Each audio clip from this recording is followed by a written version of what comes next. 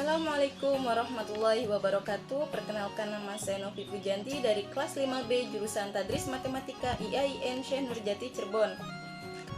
Dalam trigonometri saya akan membahas 4 materi, yaitu yang pertama mengenai pengantar trigonometri, yang kedua tentang aturan sinus dan kosinus, yang ketiga mengenai jumlah selisih sinus, kosinus tangen atau jumlah selisih sudut, dan yang keempat yaitu mengenai konsep map yang berkaitan dengan materi trigonometri.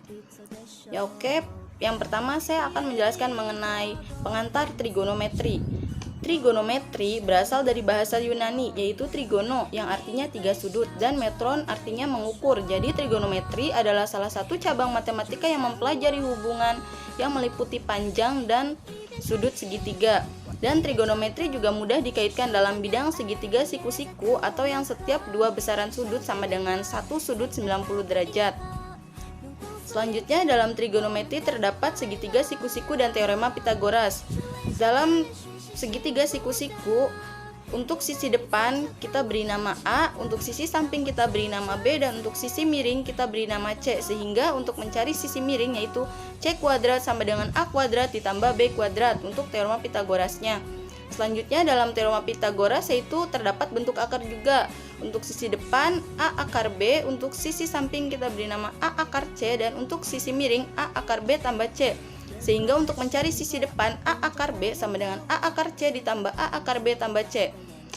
Dan untuk perbandingan trigonometri, untuk sisi depan kita namakan atau kita singkat dengan D, untuk sisi samping kita singkat dengan SA, dan untuk sisi miring kita singkat dengan Mi. Sehingga perbandingannya untuk sinus yaitu sin theta sama dengan sisi depan per sisi miring yaitu D Mi. Selanjutnya kosinus yaitu cos theta sama dengan sisi samping per sisi miring yang biasa kita singkat dengan sa Mi. Selanjutnya yaitu tangen. Tangen theta yaitu sisi depan per sisi samping yang biasa kita singkat dengan desa agar mudah diingat. Selanjutnya itu terdapat identitas trigonometri. Ada 3. Yang pertama itu kebalikan, yaitu sekan X sama dengan 1 per cos X, kosekan X sama dengan 1 per sin X, dan kotangen X sama dengan 1 per tan X. Untuk kita mengingatnya bisa disingkat salah satunya itu sek, yaitu seperkos, yaitu sekan X sama dengan 1 per cos X. Selanjutnya ada perbandingan, yaitu untuk tan A sama dengan sin A per cos A. Kita singkat agar mudah diingat, yaitu tan A adalah sin A diperkosa, artinya yaitu tan A sama dengan sin A per cos A. Selanjutnya ada Pitagoras. Ingatkan teorema Pitagoras yang sebelumnya, yaitu untuk mencari sisi miring A kuadrat ditambah B kuadrat sama dengan C kuadrat. Kita bagi untuk C kuadratnya, yaitu A kuadrat per C kuadrat ditambah B kuadrat per C kuadrat sama dengan C kuadrat per C kuadrat. Sehingga A per C kuadrat ditambah B per C kuadrat sama dengan 1. Untuk A per C yaitu sin, untuk B per C yaitu cos. Sehingga hasilnya sin kuadrat X plus cos kuadrat X sama dengan 1. Lalu kita bagi cos dibagi dengan cos kuadrat X, maka hasilnya tan kuadrat X ditambah 1 sama dengan sekan kuadrat X.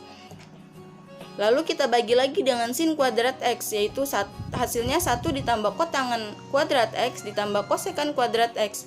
Selanjutnya perbandingan trigonometri. Untuk nilai perbandingan trigonometri, dalam trigonometri terdapat beberapa sudut istimewa, diantaranya ada 0 derajat, 30 derajat, 45 derajat, 60 derajat, dan 90 derajat.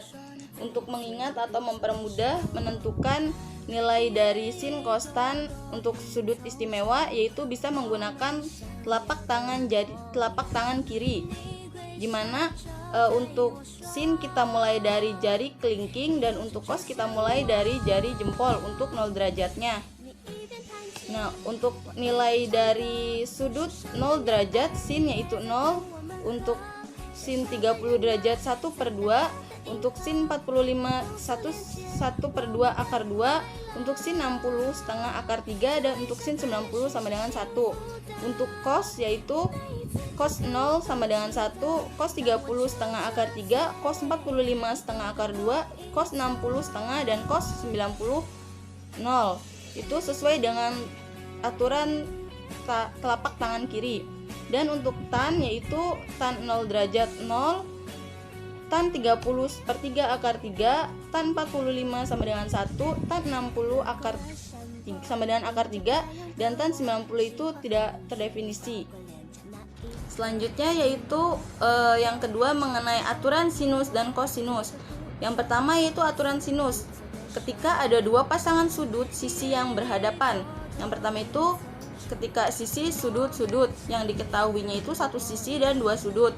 Dan yang kedua ketika sisi sudut yang diketahuinya itu dua sisi dan satu sudut di depannya. Maka rumusnya itu A per sin A sama dengan B per sin B sama dengan C per sin C.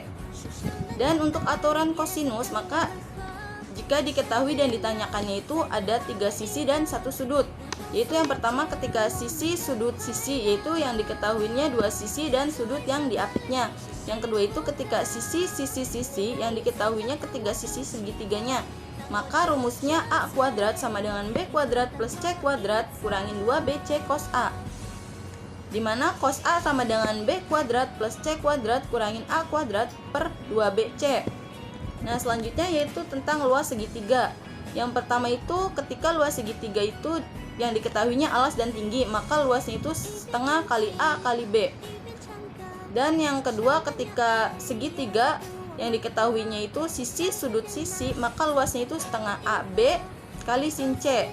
Nah untuk mencari sin C itu maka kita gabungkan dari luas segitiga yang pertama dan kedua, yaitu sin C sama dengan 1 per B, maka 1 sama dengan B sin C. Nah untuk segitiga yang ketiga itu diketahui satu sisi dan semua sudut, maka luasnya 1 per 2A kuadrat sin B kali sin C per sin A. Sehingga untuk mengetahui nilai B-nya kita pakai atau gabungkan dari luas segitiga yang kedua dengan yang ketiga, yaitu A per sin A sama dengan B per sin B, B sama dengan A sin B per sin A. Dan untuk segitiga yang keempat yaitu yang diketahuinya sisi, maka luasnya yaitu akar sisi kali dalam kurung sisi kurangin A dalam kurung sisi kurangin B dalam kurung sisi kurangin C, dimana S sama dengan setengah kali A tambah B tambah C. Yaitu misal segi 8 itu beraturan, maka segi 8 beraturan tersusun atas 8 segitiga sama kaki. Masing-masing segitiga itu memiliki sudut pusat sebesar 360 derajat per 8 karena segi 8 sama dengan 45 derajat. Sehingga luas dari segi 8 beraturan adalah 8 kali luas segitiga tersebut. Seperti yang ada pada gambar. Untuk mengetahui luas dan keliling segi N beraturan, yaitu kita bisa menggunakan rumus sudut pusatnya itu kan 360 per N. N itu kan segi berapanya, segi N-nya. Nah untuk luasnya berarti N dikali setengah dikali R kuadrat sin per 360 per N. Sehingga kelilingnya yaitu N kali R akar 2 kali 1 kurangin cos kali 360 per N.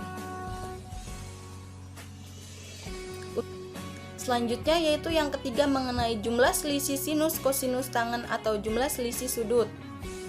Yang pertama itu saya akan menjelaskan mengenai jumlah dan selisih dua sudut. Sebagai alat buktinya yaitu lingkaran, satuan, dan 3 buah juring masing-masing bersudut A, B, dan min B. Nah diperoleh dua segitiga yaitu segitiga POR dan segitiga SOQ dengan sudut POR sama dengan sudut SOQ, sehingga PR sama dengan SQ. Dengan membuktikan PR sama dengan SQ, maka diperoleh cos A tambah B sama dengan cos A kali cos B kurangin sin A kali sin B. Cos A kurangin B itu diperoleh dengan sifat relasi sudut negatif cos A tambah min B. Dan sin A tambah B dan sin A kurangin B diperoleh dengan sifat relasi sudut dari kuadran 1. Selanjutnya yaitu jumlah dan selisih dua sudut itu kita bisa bagi dua, yaitu ada dengan cara substitusi B sama dengan A, bisa juga dengan cara eliminasi. Nah untuk substitusi kita akan dapatkan trigonometri sudut rangkap. Terus jika kita substitusikan lagi sudut rangkap kosinus, maka kita akan dapatkan sudut rangkap kosinus yang lain dan trigonometri setengah sudut. Nah untuk eliminasi kita akan mengetahui jumlah selisih dan perkalian. Nah untuk khususnya tan A plus minus B, tangan sudut rangkap dan tangan setengah sudutnya cukup gunakan sifat identitas saja, yaitu tan A sama dengan sin A diperkosa, yaitu sin A per cos A. Nah, trik menghafal rumus untuk sin A plus minus B yaitu kita gunakan selang-seling atau sama. Nah, kan diawalinya dengan huruf S yang secara kreatif imajinatif kan dimaknainya dengan selang-seling sin sama. Maka untuk sin A plus B tandanya itu akan sama dengan sin A cos B plus cos A sin B. Dan untuk sin A kurangin B sama dengan sin A cos B, tandanya juga sama, kurangin cos A sin B. Nah, untuk selang-seling itu tuh untuk berganti sin cos lalu cos sinnya. Nah, untuk sinnya itu tuh dimulai dari sinnya untuk selang-seling sin sama itu. Selanjutnya yaitu untuk cos. Nah, untuk cos A plus minus B itu tinggal membalik konsep dari rumus sin A plus minus B di atas. Namun untuk cos itu tidak selang-seling atau tidak kembar. Nah, bukan sin, jadi dimulainya itu dari cos bukan sin. Dan tidak sama, tanda plus minusnya itu berbeda. Yaitu dimana cos A plus B sama dengan cos A cos B kurangin sin A sin B. Jadi ketika cos A plus B sama dengannya itu tidak sama untuk plusnya. Dan sedangkan untuk cos A kurangin B sama dengan cos A cos B ditambah sin A sin B, yaitu kembarnya bergantian cos lalu sin dan dimulainya dari cos, sedangkan tandanya itu beda. Selanjutnya yaitu mengenai masih ingat nggak sih dengan konsep rumus jumlah sudut sinus kosinus pada slide sebelumnya yang tadi? Nah, kalau konsep kedua kan harus melekat kuat di otak ya, adalah tentang sin 2A dan cos 2A. Oleh karena itu diperoleh nih dari rumus sin A plus B dan cos A plus B itu dengan mengganti B sama dengan A, di mana sin A tambah B dan cos A tambah B itu diganti dengan B sama dengan A akan menjadi sin 2A dan cos 2A. Nah, untuk konsep mendapatkan sin 2A-nya itu yaitu dimana sin A tambah B sama dengan sin A cos B tambah cos A sin B. Kita masukkan B itu sama dengan A, berarti sin A tambah A sama dengan sin A cos A tambah cos A sin A. Sehingga sin 2A sama dengan 2 sin A cos A. Selanjutnya untuk cos 2A juga sama, kita masukkan cos A tambah B sama dengan cos A cos B kurangin sin A kali sin B. Kita masukkan, kan B sama dengan A, kita masukkan cos A tambah A sama dengan cos A kali cos A kurangin sin A kali sin A sama dengan cos 2A sama dengan cos kuadrat A kurangin sin kuadrat A. Karena untuk cos itu kan berbeda ininya, selang-selingnya. Jadi sin 2A itu 2 sin A cos A, dan cos 2A sama dengan cos kuadrat X kurangin sin kuadrat X atau cos kuadrat A kurangin sin kuadrat A. Kita ingat yaitu tentang rumus cos 2A yang lainnya, dimana rumus kosinus sudut rangkap yang lain diperoleh dari cos 2A dengan mensubstitusikan identitas trigonometri Pitagorasnya, dimana cos 2A itu kan sama dengan cos kuadrat A kurangin sin kuadrat A. Kita substitusikan sin kuadrat A tambah cos kuadrat A itu sama dengan 1, sehingga cos 2A sama dengan 2 cos kuadrat A kurangin 1 dan cos 2A sama dengan 1 kurangin 2 sin kuadrat A. Untuk mendapatkan cos 2A sama dengan 2 cos kuadrat A kurangin 1 adalah yaitu dengan memasukkan cos 2A sama dengan cos kuadrat A kurangin sin kuadrat A. Cos kuadrat A sama dengan cos kuadrat A kurangin 1 kurangin cos kuadrat A, yaitu dengan merubah sin kuadrat A menjadi 1 kurangin cos 2A. Sehingga hasilnya cos 2A sama dengan 2 cos kuadrat A kurangin 1. Untuk perubahan sin kuadrat A menjadi 1 kurangin cos kuadrat A ada di sebelah ya, untuk lebih jelasnya. Lalu selanjutnya untuk konsep mendapatkan cos 2A sama dengan 1 kurangin 2 sin A, sin kuadrat A adalah yaitu masukkan cos 2A sama dengan cos kuadrat A kurangin sin kuadrat A.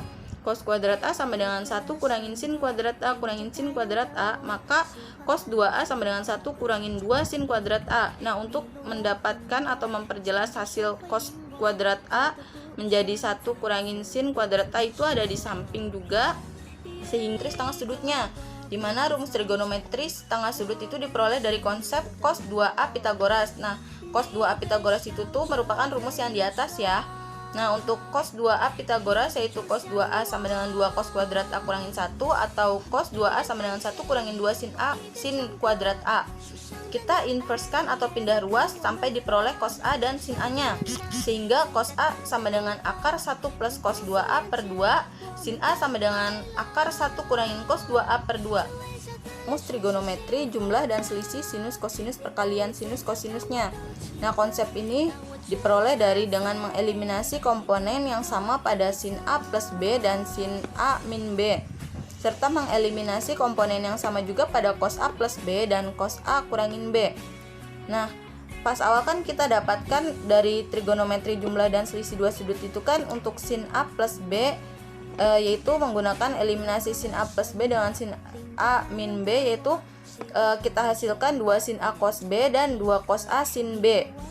Nah, untuk cos A plus B kita eliminasikan dengan cos A plus B dengan cos A min B, yaitu kita hasilkan 2 cos A cos B dan min 2 sin A sin B.